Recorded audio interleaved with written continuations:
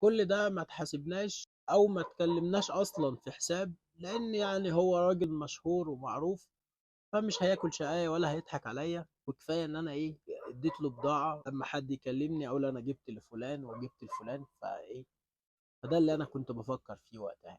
اسبوعين او شهر تقريبا وصلت حاوية كمان من اسكندرية، كانت اجهزة كهربائية كان فيها الخلاط. رحت واخد الورق ورحت بعته للمستخلص، توكل على الله وشوف الدنيا تمشي ازاي. كام يوم والراجل اتصل بيا قال لي يا احمد، انت لازم تروح المينا بنفسك. يا عم في ايه؟ قال لي ده الحاوية عليها اخبارية ولازم صاحب الشأن.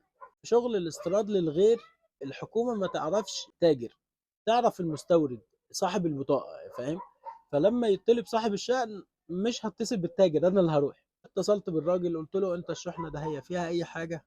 قال لي لا مفيش. قلت له يعني اروح انا مطمن؟ قال لي يا عم روح مفيش حاجة.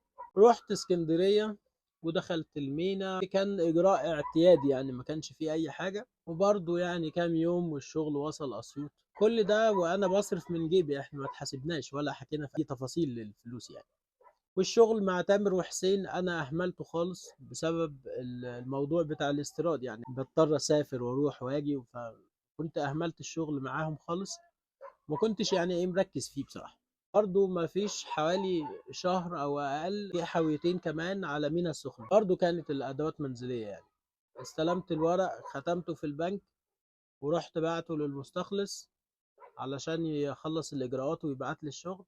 فالشحنة وقفت، فاتصلت بالمستخلص اساله، بقول له الشحنة عطلت ليه؟ قال لي اصل دي فيها سكاكين. فقلت له يا عم اصل دي ادوات منزلية يعني لازم هيكون فيها سكاكين.